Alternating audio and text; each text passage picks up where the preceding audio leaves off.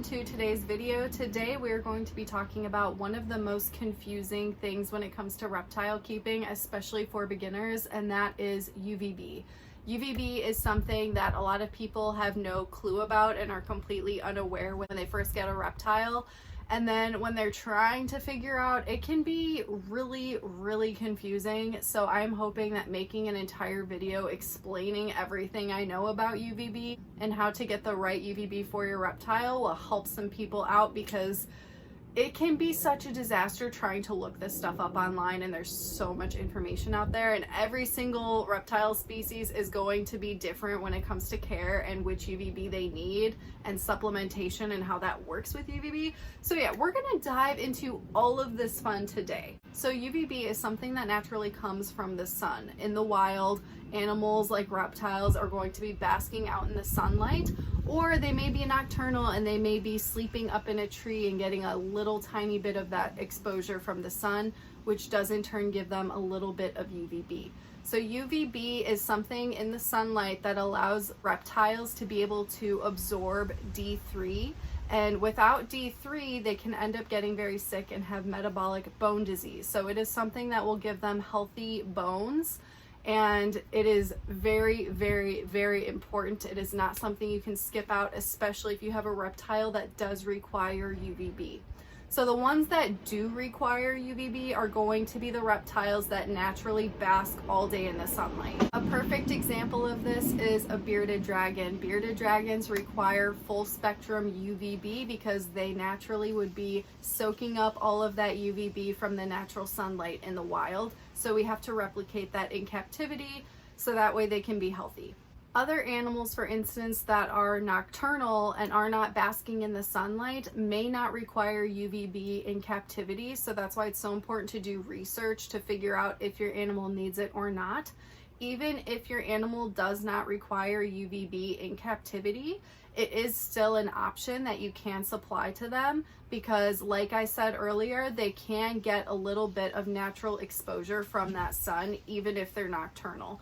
Some of these animals will coil up on a branch or will just be up against a tree. They may be in a more shaded area, but they still may get a little bit of natural sunlight exposure, which will give them UVB. And UVB can be beneficial to every single living thing, honestly, not just reptiles. Like human beings need some sunlight. All types of animals, the sunlight is very important, especially for these reptiles who highly depend on heat a lot of the time and get a lot of that UVB. So how to know what type of UVB you need? This goes with looking into researching your animal and figuring out if they require UVB or not, and then you have to do the confusing part of figuring out what type of UVB they need.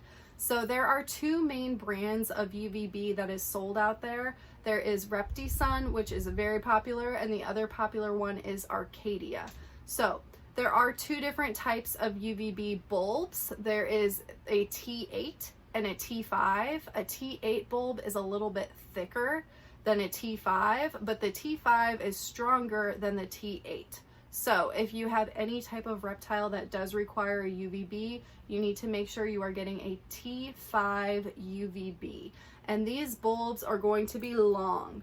We do not want to see any coil UVBs used for reptiles that require UVB, because they do not emit enough UVB for your reptile, and they're pretty much useless and a waste of money, and your animal will most likely get sick using a coil UVB because they just do not work. So you need to make sure you are getting a long strip UVB. If it is required for your reptile, it has to be the thin T5 bulb. So the other thing you're going to be looking at, especially with like a Reptisun, is there's going to be a 5.0 and a 10.0. So a 5.0 UVB is going to be a shade dweller for a shade dweller species, exactly what it sounds like. So this is going to be for a species that is not getting full basking exposure of the sun in the wild. So a good example of this would be a red-footed tortoise, for instance. They would require a 5.0 UVB. They are typically in the shade. They are not typically basking in the sunlight, though they do go in the sunlight sometime. Another example of this would be a green tree python. A green tree python is coiled up in a branch during the day sleeping. They are nocturnal. They are going to be more in the shade, but they may still get a little bit of exposure from the sun. So it's good to use a 5.0 for them. If you use a 10.0 bulb on a shade dweller species, it can cause burns on them. UVB can be pretty strong. So that's why it's very important to make sure that you are choosing the right one for your reptile. So the 10.0 is way more powerful. That's going to be for a species that is basking in the sunlight all day long, like a bearded dragon. And then the other thing to keep in mind when choosing all of this is also you have to keep in mind the distance from the basking area to where the UVB is. Now, Arcadia does have different percentages. Instead of the 5.0 and the 10.0, I think they have like 10% and 12% or something like that. But they have a lot of diagrams on their website, which is super helpful. And you can look at that and it will literally tell you like which bulb you should be using based on the distance of the basking area from your reptile and the reptile species, of course. So you do have to keep in mind that when you are using UVB, you have it at a safe distance, usually about 12 inches or more away from reptile, because again, if it's too close to your reptile, it can cause thermal burns and you never want to see that. I experienced the thermal burns once with my chameleon. My chameleon is another example of a shade dwelling species that requires a 5.0 UVB. And my chameleon was climbing all the way up to the top and his crown was right up against the screen, right where the UVB was.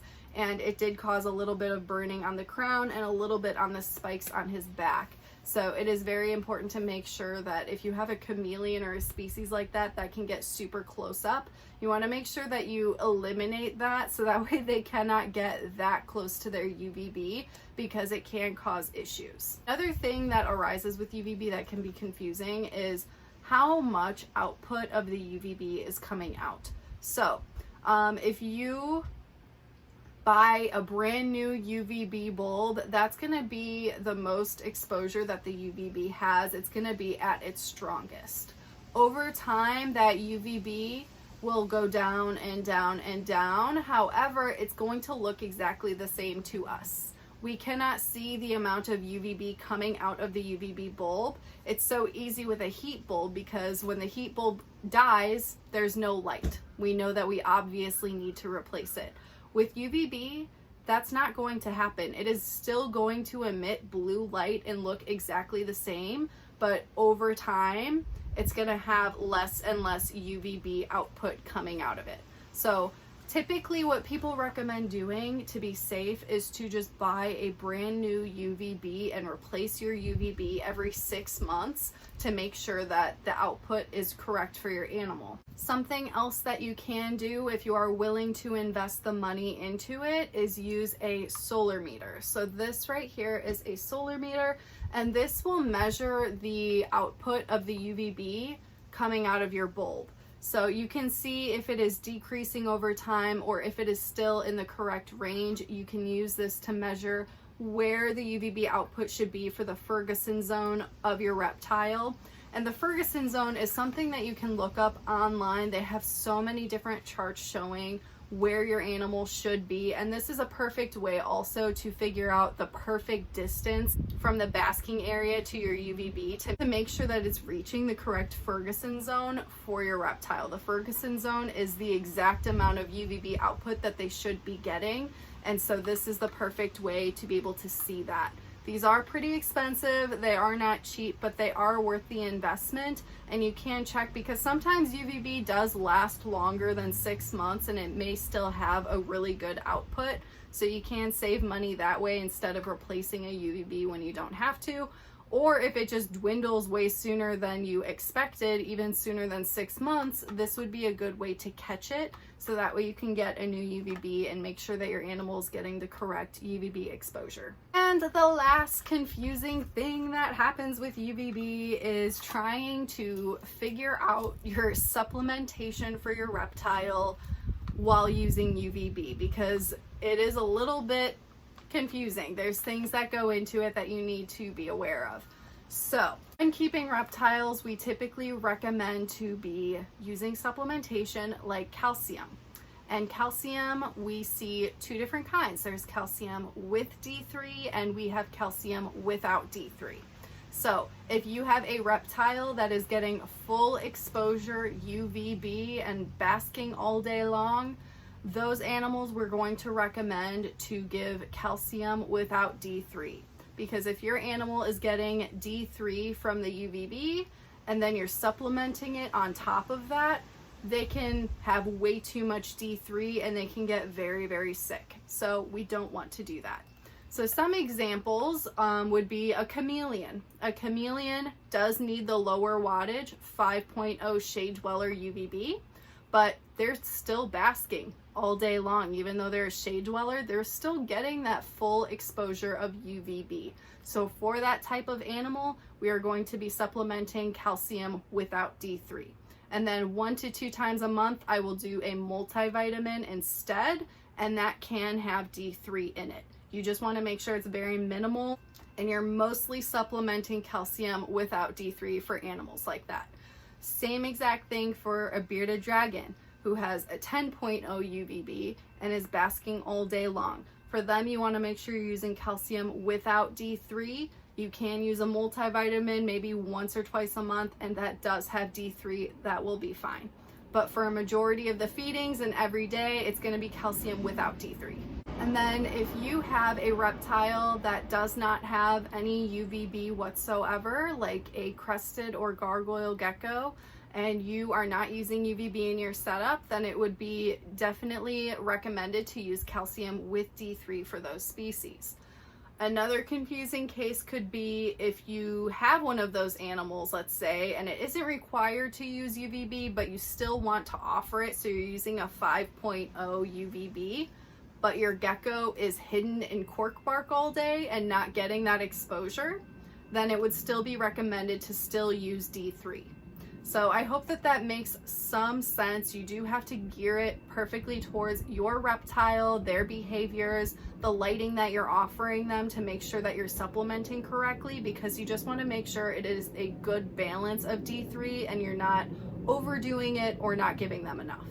So I hope that this helps explain a little bit of UVB and how it works. And another thing that I would love to recommend to you guys, if you are still confused, because it can be difficult figuring out what is right for your reptile, Zen Habitats has actually come out with a UVB calculator, which is so amazing. So you can go to their website. I will leave the link below. You can put in the species that you're keeping and it'll show you UVB that you should be using. They also sell UVB on their website. So if you just want to find out exactly what you need and then purchase it, go for it and just save yourself some time and stress on figuring out what is needed. They also have the online chat. So if you ever have any questions about what you should be getting, go ahead. I might be on there messaging you back. Might be someone else, but we can help you guys out. Make sure that you get the proper UVB and care for your animals. And of course, if you have any other questions, you could just ask the chat as well. And also, if you do shop from Zen Habitats, I would love if you could use my affiliate link. It is always in the description below on this video. So yeah, hopefully this can help ease some stress about UVB and bring some more understanding to it. It is something that has always been complicated and always confusing, so do not feel ashamed. It takes a lot of time and experience and learning to figure it out. So I hope that this video was helpful, and I'll see you guys in the next one.